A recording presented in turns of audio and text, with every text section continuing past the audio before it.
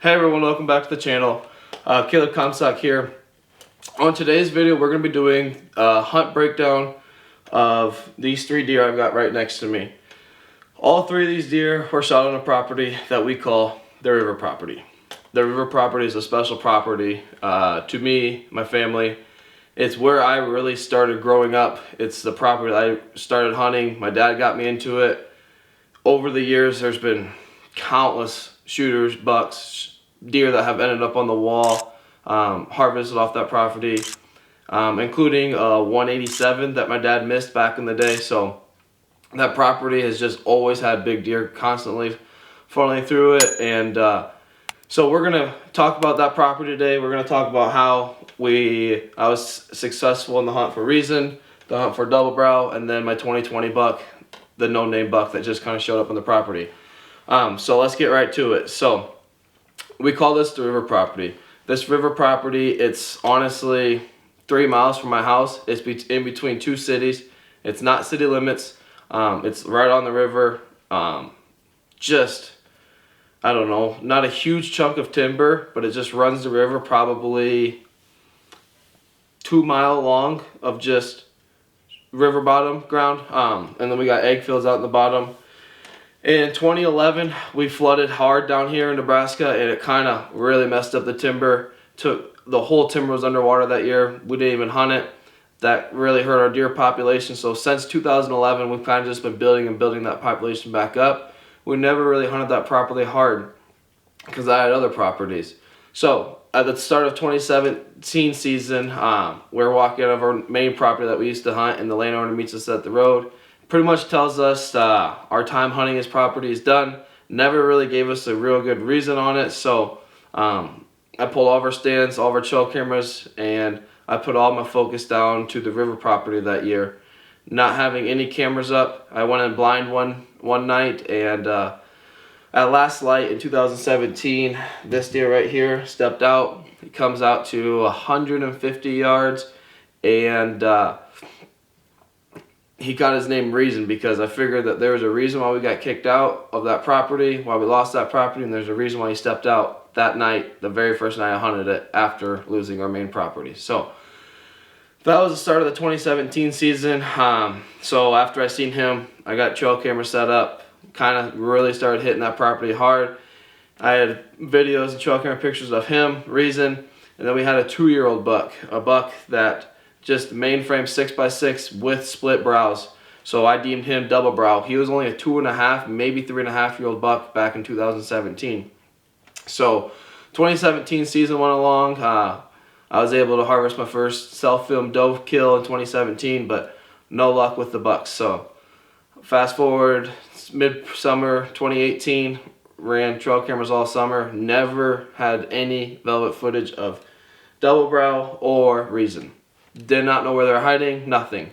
Velvet starts shedding and Reason starts showing up on trail cameras. So I had November 3rd, I'm hunting, and our crops are still in. This is in 2018. Our crops are still in, standing cornfield, and I'm hunting right on the edge of it. And I can hear chasing in the standing corn, and the chasing is coming straight to me. The doe pops out, and the doe's at like 15 yards for probably 30 minutes. And right behind the doe in the cornfield, just a couple rows deep, I can see Reason. Just has the doe completely pegged down. And we're in a 20-30 minute just constant stare off, like the doe knew something was up but couldn't figure out what.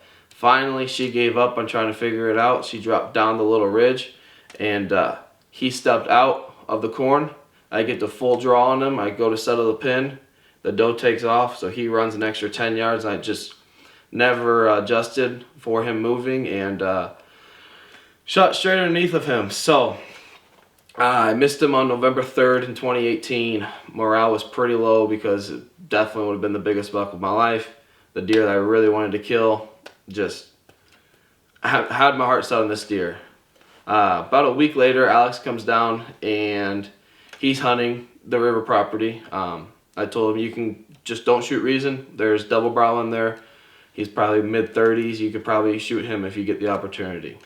Well, lo and behold, the first buck Alex sees when he's in the stand is Reason. Reason's about 70, 80 yards on him and just catches his wind and busts out of there. So, but we're on this river bottom property now. That's pretty much just a big time travel corridor. My cousin Caleb's hunting one specific buck down here that he calls Reason. He's a big 10-pointer. He's off limits, so hopefully I don't accidentally shoot him. Accidentally shoot him.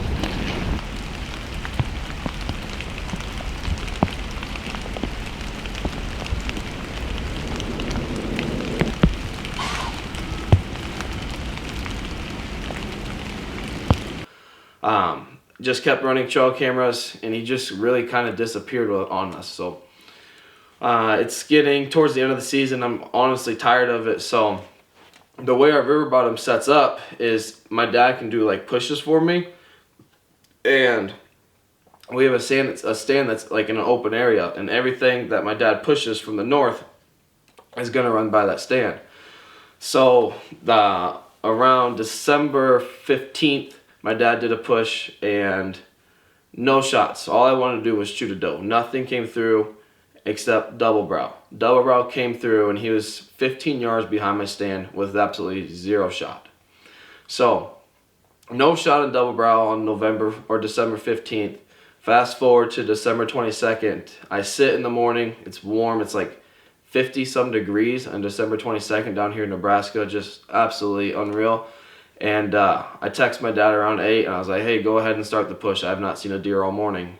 And first wave of deer comes through, no shots at does, nothing. Second wave comes through, and here comes double brow. He's at 30 yards. I go full draw on him. My camera's focused on him. And out of the corner of my eye, I catch movement coming straight underneath my stand is Reason. So he's coming straight underneath, about 15 yards. So I quickly pulled my attention off of double brow, put it on Reason, and I stopped him at I think 15 or 20 yards, and I shot, and it happened so quick. I shot him bad. It took out liver and it hit him in the guts. So just gut-wrenching day, just waiting to get in there, find him. We gave him 6 hours. Once we got in there, found him, tracked the blood trail for probably half a mile, and then we found him laying dead, not real far from the stand. He basically made a huge circle and came back and died. So 2018, I was able to harvest Reason. Ended up being the biggest buck of my life then, which he went 149. So just all-time high right there, biggest buck of my life. Almost had it all self-film. So going into the 2019 season, I knew we had double brow, and he was my #1 hit lister. Little did I know double brow was going to blow up. In the spring of 2019, my buddy texted me a video of him picking the shed up. He goes, do you know what this deer is? And I knew exactly what deer it was. This was double brow shed from the 2018 season. And so he picked that shed up, and he said, if you ever shoot the deer, I'll give you the shed. And I was like, all right, whatever. And so I'm walking for sheds that season, and that spring actually, or that fall actually, the river bottom's flooded. So it was underwater for the whole season, the bottom portion of it. And I'm walking, and the sun hits the spot just right, and lo and behold, I pick up Reason shed from 2017. So I had his 2017 shed, killed him in 2018. Then we had double brow's 2018 shed, and we're gonna get into his story of that hunt in 2019. So going into 2019, I know what deer I'm gonna be targeting, which is definitely double brow. Ran trail cameras all summer, never once had a single trail camera picture of him. So this year in 2019, it was a bean field. So I was starting going down in the summer. It was mid-August. I can't remember exactly what day. I think it was like August 10th or so, around there. And I go down there with my dad, and we're just kind of glassing. And then out comes just an absolute stream of deer. And lo and behold, double brow was in that bachelor group. And once he lifted his head up, I was amazed of what he turned into, going from a mid 130s deer to almost 170. So that just really amped me up. I was like, I gotta get this deer figured out. I hunted hard early season because I had him. I had another 8-pointer down there that was just an absolute stud. So between those two, I thought, okay, I'm gonna have a good shot at killing him in velvet and the beans. Not the case at all. I did not pick up my first trail camera picture of double brow in 2019 until late October, like October 20th or something like that, or October 8th, something in the October range. I had 0 trail camera pictures of him until October. Then I started getting pictures of him, not regularly, but just once in a while. And the way the river bottom properly sets up is we have an old logging road. Back in the day, loggers came in and basically logged out the timber. So there's an old trail that we always call it the logging road. And on that logging road, there was a couple of fresh scrapes that just came up out of nowhere. So I decided to put a trail camera on them. And pretty regularly, I was catching double brow on those scrapes. And me being a teacher, I don't have a lot of time. But I was telling my dad about it. I said, we need to get a stand in this exact area right here. I said, if I'm going to kill him, it's going to come out of this area. So my dad, being nice enough, went down one day when I was in school, hung the stand in the kind of the general area that I was talking about, and I think I hunted that stand once and saw just a handful of deer, about 10, 12 deer. Thought, all right, this is going to be a good stand. In 2019, we had a cold October, and it was October 31st, which is actually my birthday, and it was, I think, a high of 30. Northwest wind, which sets up perfect because that blows my scent over the river. So I get out of school, and I bomb down to the river property. Luckily, it's only like a 5-minute drive from my house. So I get in there, and I'm sitting there, had pretty good deer movement most of the day or most of the evening, and it's getting dark. I've got mice running all around me, so I constantly hear leaves crunching, and I'm just about ready to do the closing interview because I'm losing light quickly and I can hear walking. But I thought it was the mice again, so I'm just kind of sitting there just waiting to see what steps out because the river bottom property, it's so overgrown, it's so thick, it's so nasty. You can't see really more than 50 yards in front of you in either direction. So I'm sitting there, and I look up, and I've got one gap that's probably 8 yards wide, and I look up, and there's a deer standing in that gap. Just an absolute mega body buck. I could tell he was heavy. Had no idea what deer it was, but I knew it was an absolute shooter. So I quickly grab my bow, get full draw on him, 25-yard shot, shoot him, and I thought it was a great hit. Just, you see a mule kick, everything.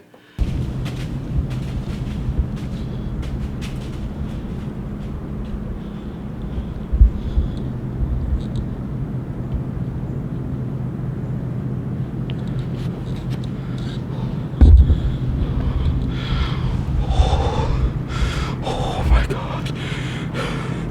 Oh my God. Oh my God. Oh God. That happened so fast. Oh. I'm 99% sure I just smoked double brow.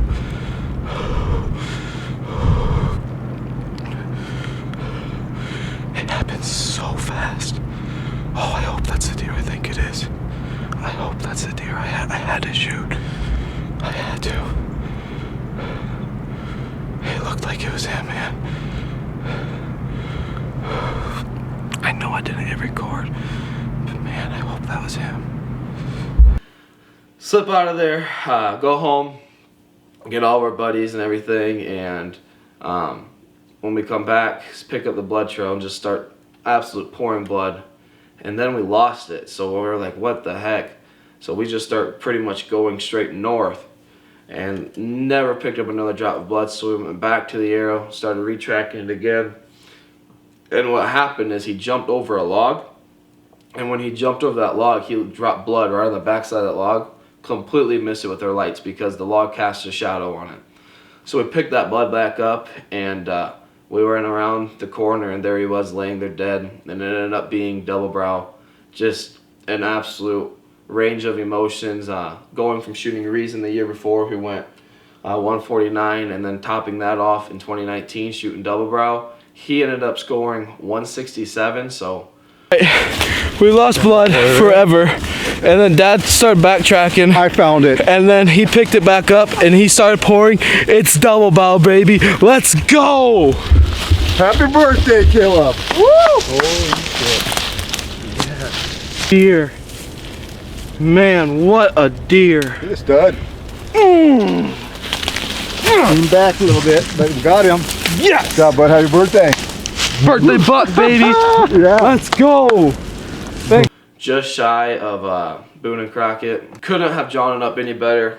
I shot him out of the exact stand that I thought I was going to kill him out of, and he only went about 70 yards, and he was piled up there dead. So that's the story of the birthday buck. That article was in North American Whitetail not too long ago. So that's the birthday buck on the small river property. So now I'm back-to-back years killing pretty much a 150 and close to a 170. So my morale is going real high. The only problem is I don't have any deer on hit list after that. That year in 2019, our property is bordered by a highway. We ended up losing 8 bucks that year, hit by vehicles on the highway. So we got hit hard. Luckily, I was able to kill double brow before he crossed the highway, before the rut really started going. So really nothing that was really getting me excited to hunt the river property. So I bounced around, tried getting a couple new pieces of property, and really just did some unconventional hunting in 2020. I was hunting a big CRP flat where I knew there was a giant in. Got some new property further south of us, but nothing was panning out. Just another tough year, not seeing a whole lot of deer movement, and constantly was running cameras up the river at the same time. And I think November 18th, I was hunting and I pulled trail cameras, and there was a new buck that showed up. Just an absolute bristled up deer. It was like, didn't know where he came from, but he looked like he was offspring of double brow. He had one brow, perfect 5x5. So my attention quickly turned to that deer down at the river.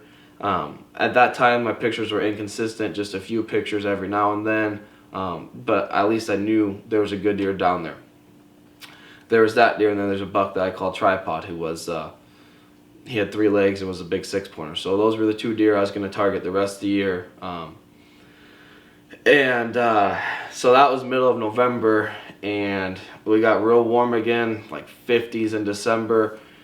December 3rd, I was actually scouting waterfowl. I'm a big goose hunter down here, and I drive by the river property, and there's like 30 deer out in the field. Pull up the binoculars, and there's an absolute stud standing straight underneath my tree stand. So December 4th, we have the exact same weather conditions. So I get out of school, rush down to the river. I get set up around 4, and I'm just sitting there, not really paying a whole lot of attention because I didn't expect the deer movement to be late. And about 4:20, 4:25, I look up, and that new deer was in the cornfield at 4:25 at 30 yards. I didn't have a camera on. I didn't have my bow ready. I had nothing ready. So he comes out and he starts feeding, has no clue I'm there.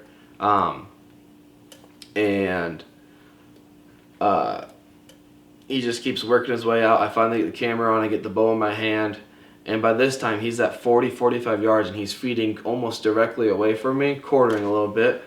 And so I zoom the camera out and I stop him 45 yards, bury the pin, and just absolutely smoked him. The best shot I've put on a deer. He ran about 100, 120 yards and piled up straight below me inside the timber.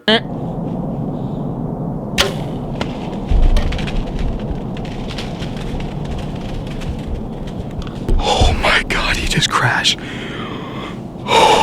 First deer in the field. That's the break I've needed all year. 45 yards, just smoked him. I'm pretty sure he just crashed. Let's go, baby. Let's go. Yes, yes, yes, yes, yes, yes. Just another great deer on that property. A deer that came out of nowhere. We had no clue he was down there. So I have zero history with this buck right here. He ended up going 147. So I went from a 149 to a 167 to a 147 and back to back to back years, all on this small river property.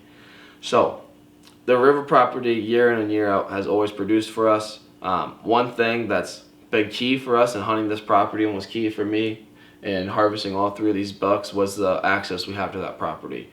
You can really only access it through your egg field, but what we've done every summer is we go with our forward and we make trails that go on the back side of the property so we can slip up along the river and get into our stands quietly without deer knowing we're there. So we have that going for us. And then another common thing that I did was I constantly ran trail cameras and I just played my cards. I wouldn't hunt that property on a bad wind. It's not a big property, so any deer I do spook, it's going to have them alert and they're going to keep that in mind. So I'd play the wind, I'd play the weather, I'd hunt it on selective times. I rarely hunt this property in the morning just because it's so thick and nasty I can hardly get in there without spooking deer. The only deer I harvested in the morning would be Reason right here, and that's just because my dad did a push for me and it was in the year. So overall, the river property has been a property that's very close to my family. Like I said, that's where I grew up hunting. I can remember as a little boy, me and my dad and my brother were all in a ground blind, and they had a rule back in the day where if it's not bigger than your first one, you can't shoot it. And we're sitting there in the ground blind, and just this absolute beautiful buck comes in, quarters straight up to the decoys, all bristled up, and me and my brother are all telling my dad to shoot it, but couldn't shoot it because it wasn't bigger than the one he shot the year before. So that's a memory that's always going to stick with me in that property. And another memory would be when we were real little. I think I was like 4th or 5th grade. My dad was sitting across from me in the tree stand. He put me behind in the ground blind, and just the deer started piling and piling out. And it was just cool watching all these deer pile out. Here I am, just a little boy, and watching all these deer pile out. So lots of blood trails have been taken up down there. Lots of memories with friends and family. So the river property is a property that's near and dear to our heart, and it's been paying off for us. We've had a lot of years of success, and those are how I was able to harvest my 3 bucks in back-to-back years down there at this small river property. But going forward, we've got a buck down there that I call Junior, which is Reason's offspring. So hopefully he sticks around, and next year I can add to this history of the river property with another stud coming off of that small river property that's close to home. Thank you for watching this Whitetail DNA video. I hope you enjoyed the hunt recap of these 3 deer, and stay tuned as we're going to be gearing up for turkey season down here in Nebraska. We've got hopefully going to be a good year. We've got warm weather all fall, all winter, so hopefully it has the birds fired up early and we can have a good year chasing some turkeys around. I appreciate you watching, and stay tuned.